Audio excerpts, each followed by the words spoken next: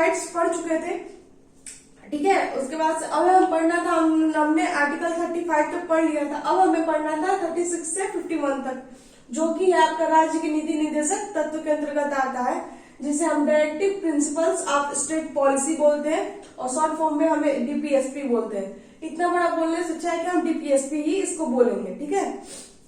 तो आइए देखते हैं आर्टिकल 36 क्या कहता है। राज्य की परिभाषा के बारे में बताता है। आर्टिकल 36 राज्य की परिभाषा बताता है, जो कि मैंने पिछले फंडामेंटल राइट्स के अंतर्गत आपको ब्रीफ में बता दिया था कि क्या होता है सरकार, मतलब कि राज्य की परिभाषा में क्या क्या आता है। जो भी सरकारी चीजें हैं और जो भी संविधान के अंतर्गत बनी हुई चीजें हैं, वो सब राज्य की परिभाषा के अंतर्गत आती है, और जिसको एक प्रॉपर आर्टिकल के तहत रखा गया है, वो सब भी चीजें इसमें आती है, राज्य की परिभाषा के अंतर्गत आती है, ठीक है।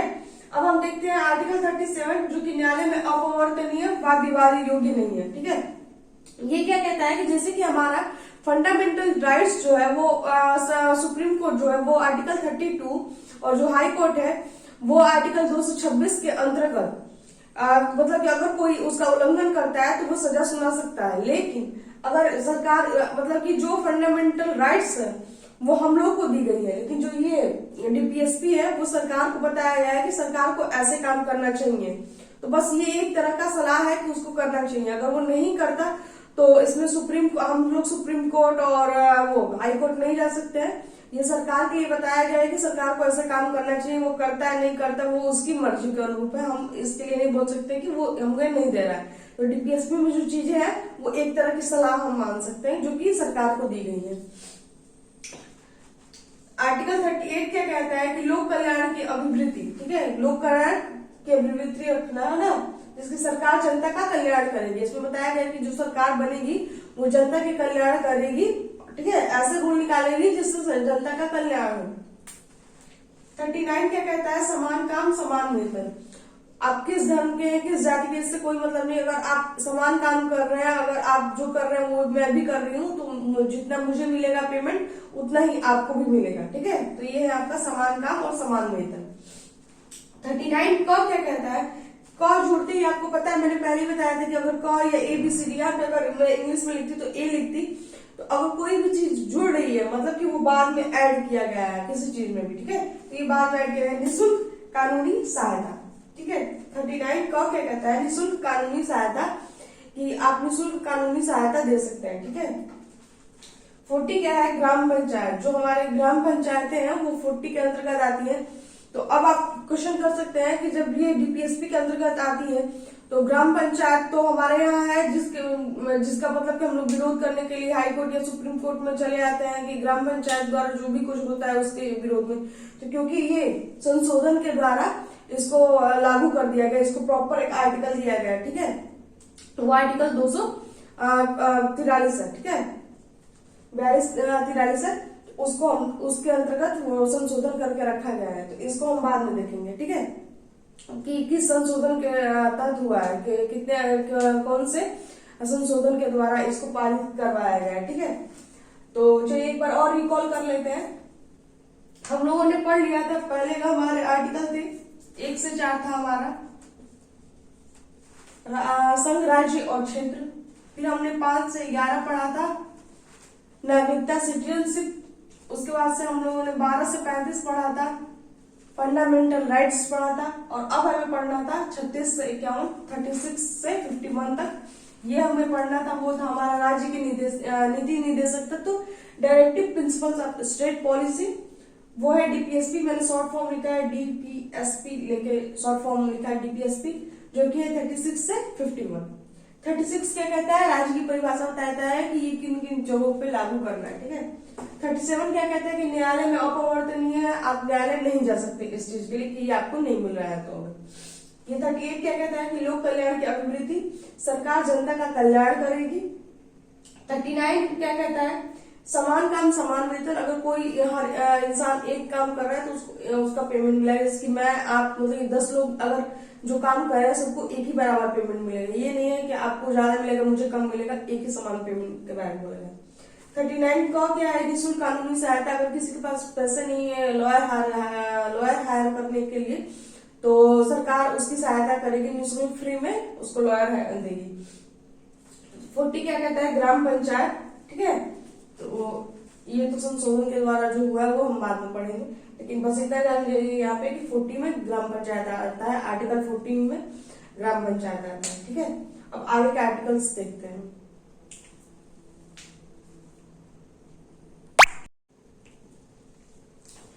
तो आइए आगे देखते हैं अब 41 से। ठीक है, 40 में क्या था, ग्राम पंचायत थी। अब आगे देखते हैं 41 क्या कहता है कि कुछ दशाओं में सरकारी सहायता। ठीक है, कुछ दशाओं में सरकारी सहायता, सरकार को सहायता करनी चाहिए जनता की, ये कहता है। जैसे कि वृद्धा पेंशन, विधवा पेंशन इसी के तहत कार्य में लाया गया है। ठीक है, कुछ दशाओं में सरकारी सहायता, जो सरकारी सहायता विकलांगों के लिए भी मिलती है, तो ये सब जो कार्य होते हैं वो इस आर्टिकल के तहत होते हैं, 41 के तहत होते हैं। 42 क्या कहता है, मनोचित दशा एवं प्रसूति सहायता। मतलब कि अगर कोई सुबह से शाम तक काम करके थक चुका है तो आप उससे जबरदस्ती काम नहीं करवा सकते। उसका पूरा मतलब कि सुबह से शाम तक काम किया है तो उसका मन नहीं होगा काम करने का डेफिनेटली, तो आप उससे काम नहीं करवा सकते। और प्रसूति सहायता, फीमेल को ये लीव मिलती है। ठीक है, प्रेग्नेंट लेडी को उसके मतलब कि 7 मंथ के बाद से लीव मिलती है, 2-3 महीने की लीव मिलती है। उसके बाद से डिलीवरी के बाद भी लीव उसको दी जाती है। तो इसके बारे में, ठीक है, ये तो दी ही जाती है, बहुत जगहों पे मैंने देखा है दी जाती है। 43 क्या कहता है, आर्टिकल 43 बोलता है निर्वाह योग्य मजदूरी। मतलब आप किसी को इतना मजदूरी तो दीजिए कम से कम कि उसका निर्वाह हो सके, तो इसके बारे में 43 ये बोलता है। 43 क क्या बोलता है, ये सब क और ख ये दोनों बाद में जोड़ा गया। ठीक है, तो 43 क क्या बोलता है, कामगारों की भागीदारी। अगर कोई काम हो रहा है तो उसमें कामगार जो है उनकी बातें सुनी जाए, उनका भी एक अपना हो कि हाँ मतलब वो जो बोल रहे हैं उसको सुना जाए। ठीक है, 43 ख क्या कहता है कि सहकारी समिति। सहकारी समिति मतलब कि जो बनाई जाती है कि गवर्नमेंट और प्राइवेट के दोनों मिलकर एक सहकारी समिति का गठन करते हैं। कॉर्पोरेट जैसे कि जो अमूल कंपनी है वो एक सहकारी कंपनी है, सहकारी समिति है। ठीक है, 44 समान सिविल संहिता। ठीक है, जैसे कि एक ही कानून सब पे लगेगा। ठीक है, इस टाइप का समान सिविल संहिता का मतलब ये है कि जो कानून बन गया वो सब पे लगेगा, कोई उसके बाद से होने की आप पे नहीं लगेगा, इंडिपेंडेंट सब एक कानून है जो सब पे लगेगा। तो ये है समान सिविल संहिता। ठीक है, 45 क्या कहता है, 6 साल तक के बच्चों का ध्यान रखा जाए और 14 साल तक के बच्चों की शिक्षा दी जाए, जो कि दिया भी जाता है। आपने देखा होगा 6 साल तक के बच्चे जब तक नहीं हो जाते उनको बहुत सारे टीके लगते हैं, जैसे पोलियो का लगता है, खसरा का लगता है। ठीक है, बहुत सारे टीके लगते हैं, पहले मंथली लगता है, फिर उसके बाद से 6 महीने पे, 1 साल पे, 2 साल पे ऐसे करके लगता है। तो वो सब टीके इसी के अंतर्गत आते हैं और 14 साल तक की फ्री शिक्षा दी भी जा रही है। ठीक है, जो कि दी जाती है कि स्कूलों में नहीं पैसा लगता है। 46 क्या कहता है, सुप्रीम कोर्ट बोला SC/ST शेड्यूल। SC का मतलब होता है शेड्यूल कास्ट, शेड्यूल ट्राइब, है ना, और ओबीसी होता है के लिए आरक्षण।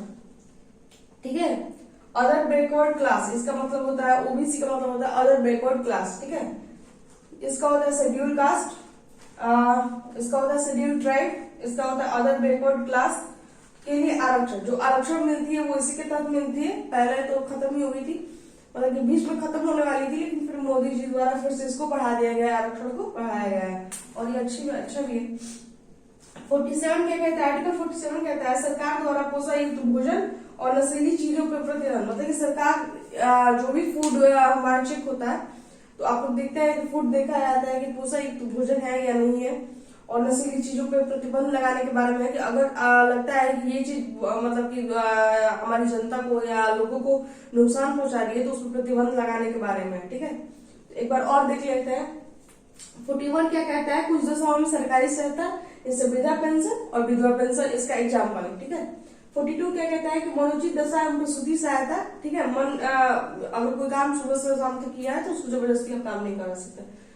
और प्रसूति सहायता मिलती है, मतलब कि मदद की जाती है उसको डिलीवरी से कुछ समय पहले और बाद में भी छुट्टी दी जाती है।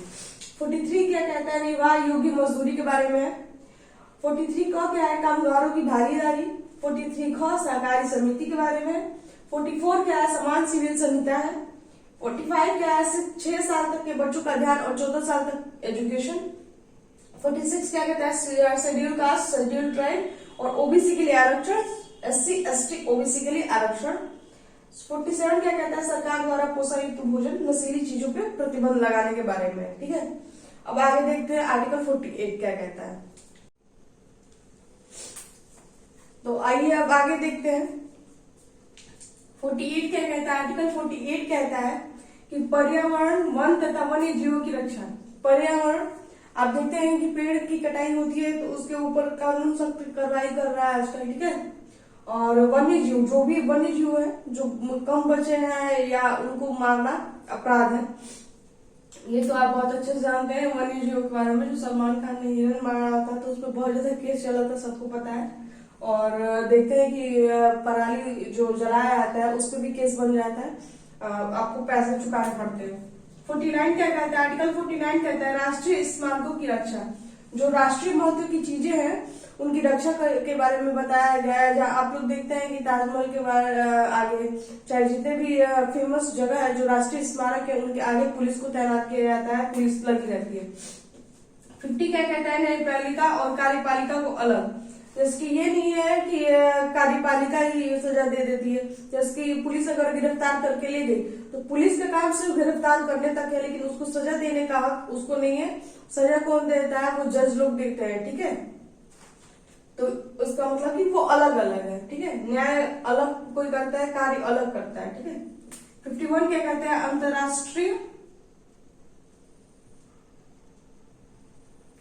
अंतरराष्ट्रीय शांति को बढ़ावा देना। वैसे भी हम लोग करते हैं, मतलब कि अगर कहीं से झगड़ा भी होता है तो हम लोग अंतरराष्ट्रीय शांति को बढ़ावा देंगे कि हम लोग ज्यादा से ज्यादा वो करेंगे कि शांति बने रहे देश में और झगड़ा बड़ा ना हो।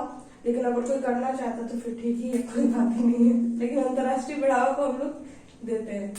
नोट में यहाँ का आर्टिकल 51 खत्म होता है और हमारा आर्टिकल समाप्त होता है। नोट में डीपीएसपी जो है वो आयरलैंड से लिया गया है, ठीक है। जो डीपीएसपी कहाँ से लिया गया है, तो आयरलैंड के संविधान से इसको लिया गया है। और इसमें पूछ लिया जाता है कि गांधीवादी कौन सा आर्टिकल गांधीवादी है, समाजवादी है और कौन सा उदारवादी है, ठीक है। तो गांधीवादी आर्टिकल 14, 43, 46 और 47 गांधीवादी विचारधारा की प्रवृत्ति दर्शाता है।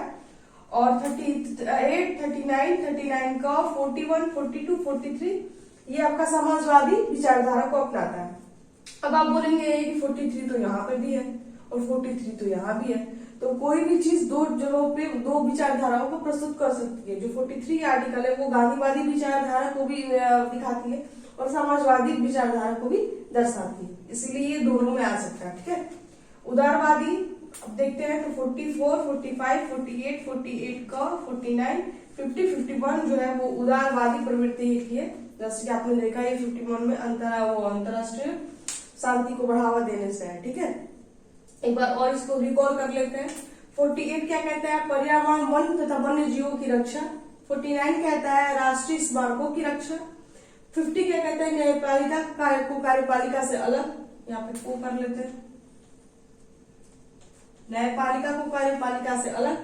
51 कहता है अंतरराष्ट्रीय शांति को बढ़ावा देना। नोट डीपीएसपी आयरलैंड से लिया गया है। गांधीवादी में 40, 43, 46, 47, समाजवादी में 38, 39 का 41, 42, 43, उदारवादी में 44, 45, 48 का 49, 50, 51, ठीक है। तो आज हमारा डीपीएसपी खत्म हो गया, ठीक है। राज्य के निधि नहीं दे सकता तो खत्म हो गए, ठीक है। तो अब हम लोग देखेंगे कि ये फंडामेंटल डीपीएसपी देखिए हमारा क्या क्या खत्म हो गया है। राज्य, संघ और संघ, राज्य और क्षेत्र खत्म हो गया, ठीक है, जो कि पहले भाग में था। सेकेंड भाग में था हमारा नागरिकता, सिटीजनशिप, वो भी खत्म हो गया। तीसरे भाग में था फंडामेंटल ड्यूटीज, वो भी खत्म हो गया। चौथे भाग में था डीपीएसपी, वो भी खत्म हो गया।